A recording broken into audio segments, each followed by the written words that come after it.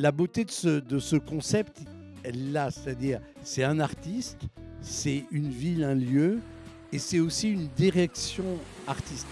Je me présente, je m'appelle Henri, je voudrais bien réussir ma vie, être aimé. J'ai été invitée par France Télé et vous pour participer à une projection en avant-première du documentaire Une journée avec Balavoine. Intelligent, mais pour tout ça, il faudrait que je bosse à plein temps. La manière dont Nash s'est emparé de l'affaire après Gaëtan Roussel l'année dernière, pour nous, c'est extrêmement beau parce que chaque directeur, directrice artistique imprime sa personnalité, sa marque. C'est une grande émotion, c'est plein de rêves qui se sont réalisés. Je connaissais Balavoine comme tout le monde, mais là je suis vraiment rentrée dans ce personnage et dans sa sensibilité.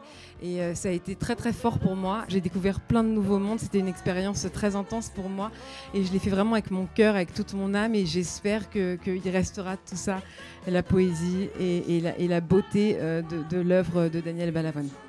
Qu'elle se jette sur moi, qu'elle m'admire, qu'elle me tue. J'ai adoré cette soirée, j'ai adoré la première partie, qui était super, de pouvoir revisiter les chansons de Balavoine. J'ai vraiment aimé cette soirée, j'ai trouvé que les gens étaient très simples, c'est vraiment ce qui m'a plu. Une soirée très sympathique, beaucoup de nostalgie, avec des mises en scène et des reprises de chansons en fait, très contemporaines. Ah non, c'était super. C'était très émouvant.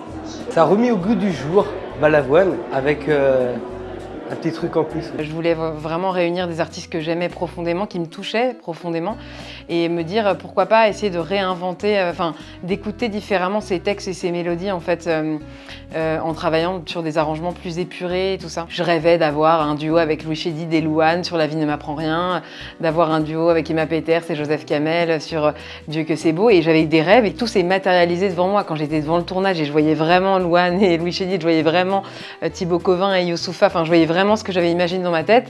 C'était hyper fort. Si je devais écrire une chanson pour Balavoine, déjà, je pense que je me prendrais beaucoup la tête sur les lignes de voix. Parce que Balavoine, c'est un grand chanteur. Et quand j'ai décortiqué ses mélodies, je me suis rendu compte que ses lignes de voix étaient très complexes. D'ailleurs, il y a beaucoup d'artistes, quand je leur ai proposé Balavoine, ils m'ont fait non, non, non, non, jamais je chanterai ça, c'est trop dur.